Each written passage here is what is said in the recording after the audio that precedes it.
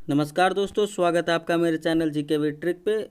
दोस्तों, हमेशा की तरह आज मैं फिर से आपके लिए लेकर आया हूँ पिछले हफ्ते घटित हुए घटनाओं से संबंधित टॉप 25 करंट अफेयर्स जो आपको आने वाले एग्जाम में देखने को मिलेंगे। तो आगे बढ़ने से पहले कि एक इम्पोर्टेंट अपडेट, अगर अभी तक आपने मेरे चैनल को सब्सक्राइब नहीं किया तो जल्दी जल्दी चैनल को सब्सक्राइब करके बेल आइकन दबा दें। साथ ही साथ आप हमें इंस्टाग्राम पे फॉलो करना ना भूलें और हमें टेलीग्राम पे भी ज्वाइन कर ले। तो चलिए आगे बढ़ते हैं। इस वीडियो का हमारा पहला सवाल है कि तुर्की ने ब्लैक सी में कितने बिलियन क्यूबिक मीटर प्राकृतिक गैस की खोज की है।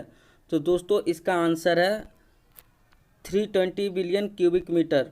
तुर्की में इस प्राकृतिक गैस की खोज से रूस सहित अन्य देशों में ऊर्जा आयात पर उसकी निर्भरता को कम करेगी। वर्तमान में तुर्की अपने ऊर्जा संसाधनों के लिए ईरान, रूस, इराक पर आत्मनिर्भर है। तुर्की ने वर्ष 2024 तक इस प्राकृतिक गैस को अपने स्थानीय लोगों तक पहुंचाने का लक्ष्य रखा है। हाल ही में नाटो सहयोगी ग्रीस देश और तुर्की के बीच चल रहे तनाव के बीच यह खोज काफ़ी अहम है। दूसरे सवाल की बात करें तो किस देश की सेना ने चीनी नेविगेशन प्रणाली बैदू का उपयोग करने की घोषणा की है। तो दोस्तों, इसका आंसर और कोई नहीं, हमारा प्यारा बच्चा पाकिस्तान है। पाकिस्तान सेना ने सैन्य और नागरिक देशों के लिए चीनी होमोग्रोन नेविगेशन सिस्टम बैदू का उपयोग करने का औपचारिक घोषणा की है। इसी के साथ चीनी सैटेलाइट नेविगेशन ऑफिस CSNO ने बैदू को पाकिस्तान में सतत संचालन रडार स्टेशन CORS नेटवर्क स्थापित करने पर सहमति व्यक्त की है। बैदू सिस्टम पूरी तरह से 3 अगस्त को फंक्शनल हो गया था। पाकिस्तान ने अमेरिका और ग्लोबल पोजिशनिंग सिस्टम पर निर्भरता को कम करने के लिए बैदू सिस्टम का उपयोग किया है। दोस्तों, तीसरे सवाल की बात की जाए तो किस देश ने सफलतापूर्वक ऑप्टिकल रिमोट सेंसिंग उपग्रह गाओफेन 905 लॉन्च किया। तो दोस्तों, इसका आंसर और कोई नहीं, कोरोना किंग चाइना है। चीन ने जियूकान सैटेलाइट लॉन्च सेंटर से नया ऑप्टिकल रिमोट सेंसिंग उपग्रह गाओफेन 905 लॉन्च किया है। चीन ने इस ऑप्टिकल रिमोट सेंसिंग उपग्रह को लॉन्ग मार्च 2D रॉकेट के द्वारा सफलतापूर्वक अपने कक्ष में स्थापित किया। इस उपग्रह पृथ्वी पर वस्तुओं का पता लगाने एवं उसकी सतह और वायुमंडल एवं महासागर की निगरानी हेतु स्थापित किया गया है। दोस्तों, फोर्थ क्वेश्चन की बात करें तो भारतीय रेलवे ने कितने semi high speed Vande Mataram express ट्रेनों के टेंडर को रद्द किया है। तो दोस्तों, इसका आंसर है 44। ये आत्मनिर्भर भारत को सफल बनाने के लिए भारतीय रेलवे द्वारा उठाया गया एक कदम है। भारतीय रेलवे ने इस टेंडर में चीनी कंपनियों के बढ़ते वर्चस्व को ख़त्म करने के लिए इस टेंडर को रद्द किया है, क्योंकि टेंडर लेने में सबसे आगे चीनी कंपनियां थी। चेन्नई में स्थित रेलवे की इंटीग्रल कोच फैक्ट्री ने 10 जुलाई को 14 high speed Vande Bharat express ट्रेनों के लिए टेंडर जारी किया था। दोस्तों, इन ट्रेनों का टेंडर फिर से जारी किया जाएगा जिसमें चीनी कंपनी शामिल नहीं होंगे। दोस्तों, इस वीडियो के 5वें सवाल की बात की जाए तो किस देश में आर्मी 2020 फोरम में इंडिया पवेलियन का उद्घाटन किया गया। तो दोस्तों, इसका आंसर है रसिया। रूस में भारतीय सचिव राजकुमार और भारतीय राजदूत DB वेंकटेश वर्मा की अध्यक्षता में army 2020 international military and technical forum में इंडियन पवेलियन का उद्घाटन किया गया। रूसी रक्षा मंत्रालय में 23 से 29 अगस्त को मॉस्को के पैट्रियट पार्क में इस फोरम का आयोजन किया। दोस्तों, छठे सवाल की बात की जाए तो किस मंत्रालय ने भारतीय पुरातत्व सर्वेक्षण के साथ नए क्षेत्रों की घोषणा की है। तो दोस्तों, इसका आंसर है मिनिस्ट्री ऑफ कल्चर। संस्कृति मंत्रालय में मध्य प्रदेश, तमिलनाडु, उत्तर प्रदेश, कर्नाटक, पश्चिम बंगाल, गुजरात, त्रिची, रायगंज, राजकोट, जबलपुर, हम्पी, झांसी और मेरठ को नए सर्किल के रूप में घोषित किया। देश भर में पुरातत्व स्मारकों के संरक्षण और पंजीकरण की प्रक्रिया को सुविधाजनक बनाने के लिए यह कदम उठाया गया। दोस्तों, 7वें सवाल की बात करें तो भारतीय तटरक्षक बल ने किस राज्य में इंटरसेप्टर नाव ICGS C454 का जलावतरण किया। तो दोस्तों, इसका आंसर है Gujarat. Larsen and turbo company, जो मेनली L&T कंपनी नाम से जानी जाती है, उनके द्वारा भारतीय तटरक्षक बल के लिए गुजरात के सूरत में एक नई इंटरसेप्टर नाव ICGS C454 का जलावतरण किया गया। इस नई इंटरसेप्टर नाव की अधिकतम गति 45 समुद्री मील और 83 किलोमीटर प्रति घंटा है।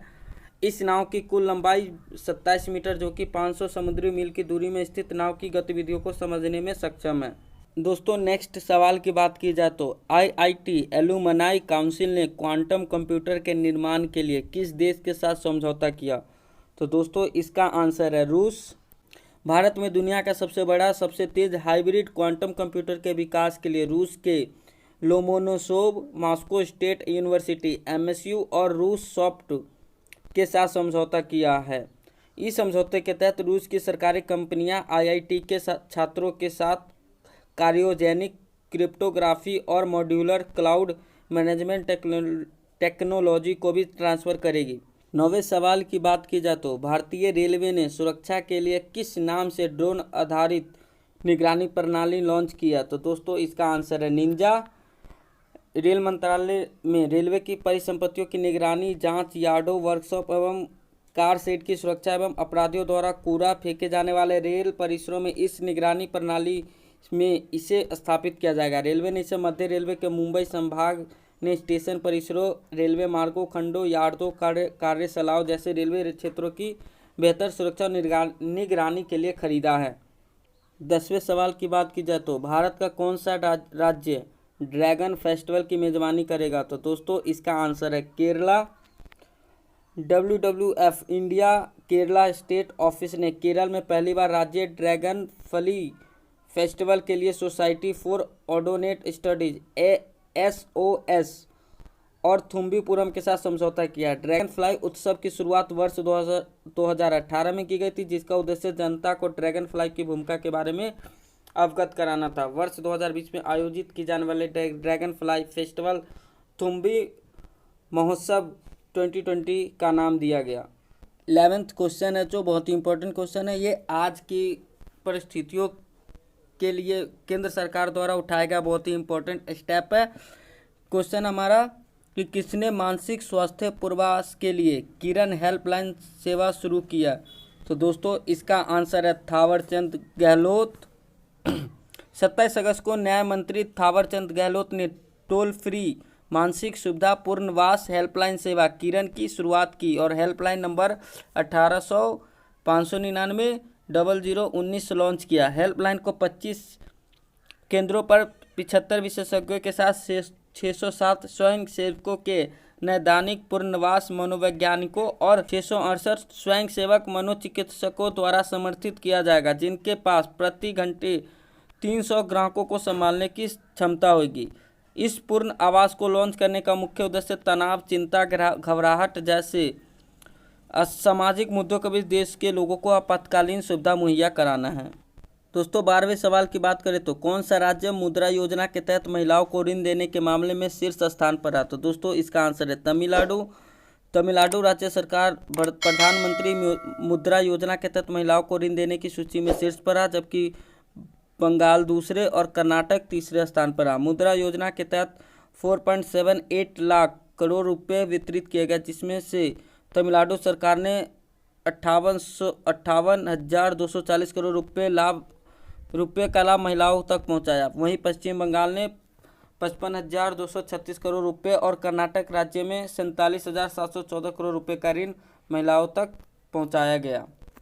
दोस्तों, 13वें सवाल की बात की जाए तो कुडनकुलम परमाणु ऊर्जा संयंत्र, जो कि तमिलनाडु में स्थित है, अपनी पहली इकाई में कितने मेगावाट बिजली का उत्पादन शुरू किया? तो दोस्तों, इसका आंसर है ऑप्शन सी 400 मेगावाट। भारतीय और रूसी वैज्ञानिक जल्द ही इसकी बिजली उत्पादन की क्षमता को 1000 मेगावाट तक पहुंचाने के लिए निरंतर प्रयास कर रहे हैं। Nuclear power corporation of India ने कुडनकुलम परमाणु ऊर्जा संयंत्र का निर्माण रूस की मदद से किया, जिसे अक्टूबर 2013 में शुरू किया गया था।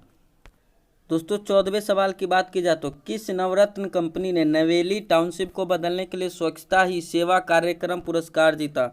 तो दोस्तों, इसका आंसर है option A NLC India limited. NLCIL के CMD राकेश कुमार के प्रयासों की वजह से नवेली में पूरी तरह से प्लास्टिक मुक्त एवं स्वच्छ एवं हरे भरे परिसरों को बदलने के लिए NLC इंडिया लिमिटेड को यह पुरस्कार दिया गया। दोस्तों NLCIL की बात की जाए तो इसकी स्थापना 1956 में और इसके मुख्यालय की बात करें तो चेन्नई में स्थित है। दोस्तों आपके लिए क्वेश्चन है, आप हमें बताइए कि इंडिया में कितने महारत्न तथा कितने नवरत्न कंपनियां हैं। आप इसका आंसर हमें कमेंट सेक्शन में बता सकते हैं। 15th क्वेश्चन की बात करें तो DRDO प्रमुख जी सतीश रेड्डी का कार्यकाल कितने सालों के लिए बढ़ाया गया। तो दोस्तों इसका आंसर है ऑप्शन बी 2 ईयर्स। अगस्त 2018 में जी सतीश रेड्डी को इस पद पर नियुक्त किया गया था।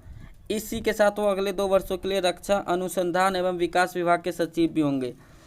इसके मुख्यालय की बात की जाए तो नई दिल्ली में और इसकी स्थापना की बात की जाए तो 1958 में DRDO की स्थापना हुई थी। दोस्तों DRDO से संबंधित एक इम्पोर्टेंट क्वेश्चन जो एग्जाम में आते रहते हैं, मेनली डिफेंस से रिलेटेड एग्जाम में, कि मिशन शक्ति इन्हीं के द्वारा चलाया गया एक इम्पोर्टेंट मिशन था जो सक्सेसफुल रहा।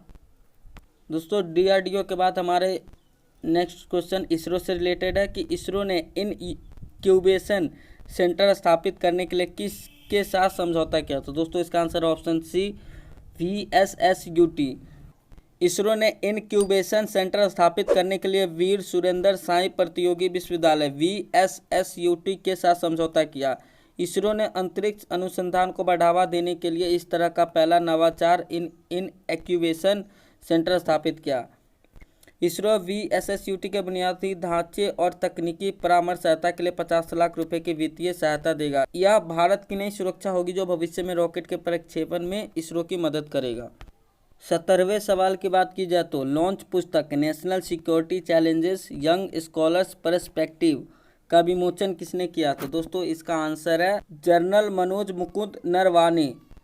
भारतीय सेना प्रमुख जनरल मनोज मुकुंद नरवाने ने इस पुस्तक का विमोचन किया। इस पुस्तक को army think tanker centre for land warfare studies द्वारा प्रकाशित किया गया, जहां पुस्तक भारत की राष्ट्रीय सुरक्षा एवं देश के युवाओं के बीच रणनीतिक सोच को विकसित करने के उद्देश्य से लॉन्च की गई है, जिसमें 1971 में शहीदों के श्रद्धांजलियों का भी विवार्थ किया गया है। दोस्तों आपके लिए एक और क्वेश्चन है, आप हमें बताइए कि जनरल बिपिन रावत तथा जनरल BPC बदनौर इन दोनों में से कौन थल सेना कौन वायुसेना तथा कौन जल सेना के जनरल है, प्रमुख जनरल है। दोस्तों 18वें सवाल की बात की जाए तो किसने अंतर्राष्ट्रीय बुकर पुरस्कार 2020 जीता। तो दोस्तों इसका आंसर है मैरिके लुकास रीजनवेल्ड ने। उनकी पुस्तक द डिस्कम्फर्ट ऑफ इवनिंग के लिए उन्हें यह पुरस्कार दिया गया। पुरस्कार के रूप में उन्हें $66,000 की राशि प्रदान की गई। दोस्तों हमेशा एग्जाम में 2 क्वेश्चंस आते हैं, एक तो अंतर्राष्ट्रीय बुकर पुरस्कार और एक मैन बुकर पुरस्कार। इससे बच्चे हमेशा कन्फ्यूजन में रहते हैं कि अंतर्राष्ट्रीय बुकर पुरस्कार और मैन बुकर पुरस्कार में अंतर क्या है। तो दोस्तों आज मैं आपको बता देता हूं कि ये जो अंतर्राष्ट्रीय बुकर पुरस्कार है वो नॉन लैंग्वेज मतलब इंग्लिश को छोड़ के जो अदर लैंग्वेज में लिखी गई होती है उनके ऑथर को दिया जाता है। जैसे ये बुक है जो ये डच में लिखी गई थी जो इंग्लिश में ट्रांसलेट की गई है। साथ ही साथ मैन बुकर पुरस्कार जो ओरिजिनली इंग्लिश में ही लिखी जाती है। आपसे एक क्वेश्चन और है कि आप हमें बताइए कि मैन बुकर पुरस्कार हाल ही में किसे दिया गया।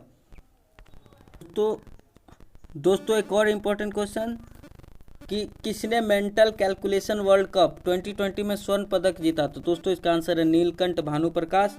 उन्होंने दिग्गज गणितज्ञ शकुंतला देवी, जिनकी मूवी हाल ही में अमेजॉन प्राइम पे लॉन्च की गई, आप में से बहुतों ने इस मूवी को देख लिया होगा, और स्कॉट फ्लैंसवर्थ के रिकॉर्ड को तोड़कर नया ऑल टाइम रिकॉर्ड कायम किया। इस प्रतियोगिता में लेबनान के मोहम्मद अली मीर ने 102 अंक प्राप्त करके रजत पदक तथा UAE के अस्मिता पॉल ने 100 अंक हासिल करके कांस्य पदक जीता।